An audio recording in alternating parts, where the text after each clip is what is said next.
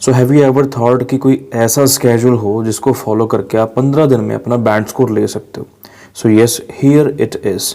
तो बहुत इंपॉर्टेंट होने वाला, मेक श्योर कि इसको ध्यान से सुनो, ध्यान से समझो और उसके बाद इसको इम्प्लीमेंट करते हैं। ठीक है जी, ये मैं आपको पर्टिकुलर स्केड्यूल बताता हूँ कि कैसे आप अपनी जो स्टडी है उसको इफेक्टिव बना सकते हो, कैसे आप अपना बैंड स्कोर ले सकते हो। तो सबसे पहला क्वेश्चन हमारे माइंड में आता है, that is about whether we should study at night और ड्यूरिंग द डे टाइम। ठीक है, नाइट और डे का सबसे पहले आता है हमारे माइंड में क्वेश्चन कि क्या हमको नाइट को पढ़ना चाहिए या हमको डे को पढ़ना चाहिए। ठीक है, देखो दोनों चीज़ें होती हैं। अभी कुछ स्टूडेंट का होता है कि उनको लेट नाइट स्टडी ज़्यादा रास आती है ना, कि कोई भी डिस्टर्बेंस नहीं होती। मैं ये नहीं बोलूँगा कि भाई आप जल्दी सो जाया करो, सुबह जल्दी उठ जाया करो, है ना, ऐसे नहीं है।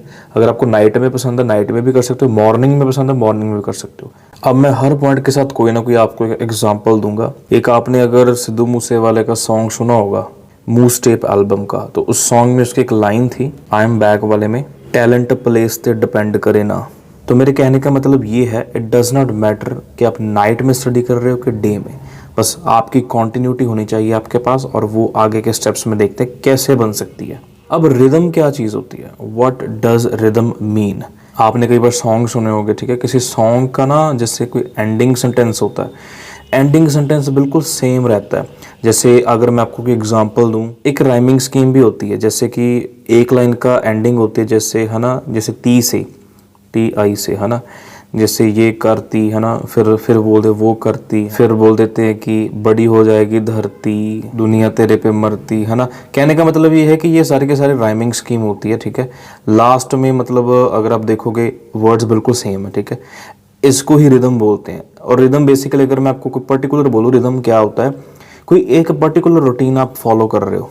ठीक है, अब आप डेली सुबह उठ के रीडिंग कर रहे हो, ठीक है जी, और सपोज करो 6 बजे आप रीडिंग कर रहे हो सुबह, ठीक है, 7:30 आप कर रहे हो आपका टास्क 1, 8:30 टास्क 2 कर रहे हो, ठीक है जी, 9:30 आप कर रहे हो आपकी स्पीकिंग का सेशन, है ना। तो डेली के जैसे मॉड्यूल्स हो रहे हैं, तो वो एक रिदम, एक रूटीन में चले ना अगर 15 to 20 डेज, तो आपकी काफ़ी इंप्रूवमेंट हो जाएगी। डिपेंड्स कि आप रिदम में हो कि नहीं हो, है ना, एक रिदम फॉलो होनी चाहिए। अगला वर्ड है फर्स्ट आवर। ठीक है, पूरे दिन का जो आपका फर्स्ट आवर होता है, first hour in the sense, suppose करो आप सुबह सुबह उठते हो, आप सपोज करो 6 बजे उठ रहे हो, तो जो 6 बजे से लेकर 7 बजे तक, for the very first hour of the day, you have to avoid social media और एनी स्क्रीन टाइमिंग।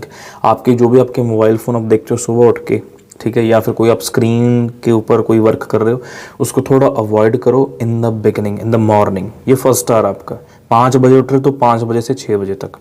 इससे क्या होता है कि आप थोड़ा सा एक तो प्रोडक्टिव हो गए। अगर सुबह ही आप कुछ इंपॉर्टेंट काम अपना निपटा लेते हो, सुबह उठ के आपने सपोज करो रीडिंग का जैसे एक रीडिंग सॉल्व कर ली, है ना, 3 पैसेजेस सॉल्व कर लिए, ठीक है जी, तो बाकी का जो दिन है ना वो आपका वेस्ट नहीं जाएगा। आपको ये फील होगा कि हाँ यार मैंने सुबह सुबह एक काम निपटा लिया, अभी आगे करने हैं। ठीक है, अगर सुबह सुबह ही आप, ठीक है, कोई ऐसे स्क्रीन के ऊपर कुछ कर रहे हो, मोबाइल फ़ोन यूज़ कर रहे हो, ठीक है जी, तो उससे देखो फिर वही है ना, डे भी आपका वैसे ही निकलेगा।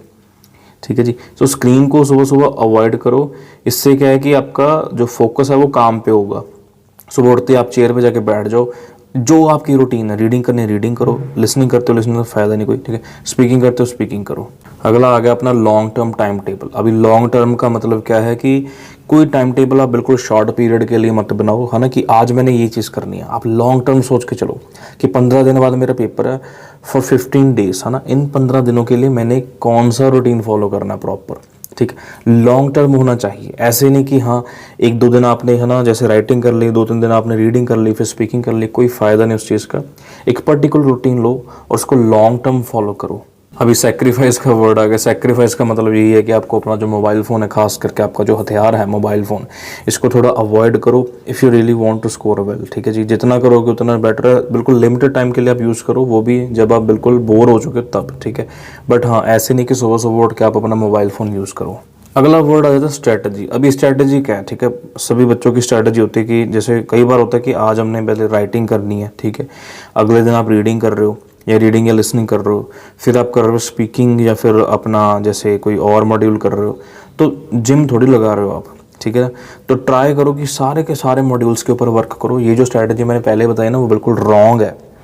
ठीक है। ऐसे वर्क करोगे तो इम्प्रूवमेंट कुछ भी नहीं होगी। 3 दिन आप राइटिंग कर रहे हो, 3 दिन राइटिंग की प्रैक्टिस फुल हो जाएगी।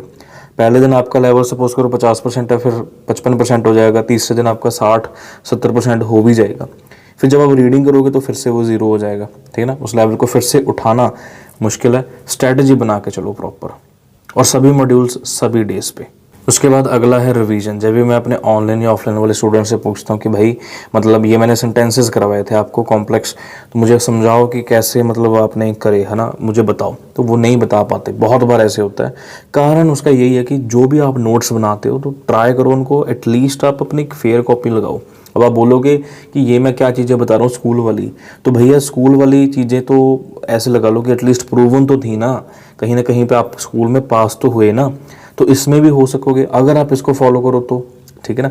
Revision is must. आपने जो भी क्लास में करा है ट्राई करो कि उसको फेयर करो एंड उसको रिवाइज करो, ठीक है, नेक्स्ट डे के लिए। और वही है बिल्कुल संडे में जाके वीक का पूरा रिवीजन, जैसे सैटरडे कर सकते हो कोई मॉक टेस्ट होता है, सैटरडे रिवीजन करके आप संडे को अपना रेस्ट कर सकते हो। आगे आ जाता है अपना क्लोजिंग। क्लोजिंग का मतलब क्या होता है, what does closing mean. Closing का मीनिंग ये होता है कि जैसे सपोज करो आपने मॉर्निंग, आपका जो स्केड्यूल है, ठीक है, मॉर्निंग में तो चलो नहीं बनाया, पूरा का पूरा स्केड्यूल है, आपने देखा कि हाँ ये काम मैंने करने थे, ठीक है, बिल्कुल एंड में, डे के एंड में देखो कि सभी के सभी काम हुए कि नहीं, मुझे पता नहीं होते, बट अगर आपका स्केड्यूल 70-75% है ना, अप टू 75% भी अच्छे से अगर आप उसको फॉलो कर पा रहे हो ना, तो that means you are going on right track, आप अच्छी दिशा में जा रहे हो, ठीक है। तो उसको फॉलो करो, उसको चेक करो, है ना, क्रॉस चेक करो कि ठीक है आपने ये सोचा था कि मैं ये चीज़ें करूँगा, टू डू लिस्ट बनाई, और रियलिटी देखो ज़रा कि क्या है। 9th point is isolation. You have to be isolated. It does not mean कि आप अंदर से कुंडी लगा लो फिर मम्मी आपके या पापा आ जाएंगे, ठीक है, डंडा लेके, तो उसका कोई फ़ायदा है। आइसोलेशन का मतलब है कि थोड़ा सा अपने आप को टाइम दो। जब आप अपने आप को टाइम देते हो ना, तो पता क्या बेनिफिट होता है, you can think about your self, you can work on your weaknesses, you can work on your strengths, ठीक है। तो आइसोलेट होके अगर आप 2 घंटे भी पढ़ रहे हो तो आइसोलेट होके पढ़ो, और मैं आपको बताऊंगा कितना टाइम आपने लगाना है कम से कम।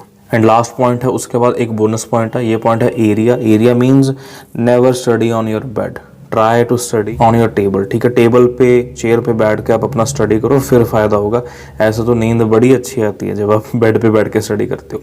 और मेन जो पॉइंट ये है, मैं आपको जो बताने जा रहा था, देखो अगर तो आप सपोज करो 25 मिनट्स पढ़ रहे हो कॉन्टिन्यूसली, तो दैट मीन्स 5 मिनट का ब्रेक आपका बनता है। 25 मिनट पढ़ के 5 मिनट का ब्रेक लो, ठीक है जी, उसके बाद फिर से 25 मिनट, ठीक है। This is the first method. जब आपका थोड़ा स्टेमिना बढ़ गया, ये 15 मिनट में सारी चीज़ें करनी है आपको, एटलीस्ट पहले हफ्ते में आपने 25 मिनट से एटलीस्ट 1.5-2 घंटे करना है, ठीक है। अगर आप पढ़ रहे हो पूरा का पूरा 1 आवर, तो आपका जो टाइम रहेगा वो रहेगा 10 मिनट ब्रेक का, ठीक है। 1 आवर स्टडी करो, 10 मिनट ब्रेक लो, ठीक है जी, दैट्स इट। और अगर आप पढ़ रहे हो सपोज करो 1 आवर से आप चले गए 2 आवर्स पे या 2.5 आवर्स पे, ठीक है, 2 आवर्स पे चले गए, तो उसके बाद आप अपना क्या 30 मिनट्स का ब्रेक ले सकते हो। 30 मिनट का ब्रेक लो, फिर से 2 आवर्स आप अपनी स्टडी करो, ठीक है ना। ऐसे करोगे ना, फिर जाके आपकी इंप्रूवमेंट होगी, फिर जाके आपके बैंड स्कोर आएंगे। अगर आपने ये वाला स्केड्यूल 15 दिन के लिए फॉलो कर लिया तो, ठीक है। अभी पर्टिकुलर चीज़ है कि रीडिंग को कैसे इंप्रूव करना, राइट, और अपना बाकी के जो मॉड्यूल्स उनको कैसे इंप्रूव करना, वो आगे वीडियो आएगी जल्दी, ठीक है, इसका नेक्स्ट पार्ट बनाएंगे। तो तब तक ये फॉलो करना शुरू कर लो, ठीक है जी। And all the best, thank you for watching, keep loving and keep supporting.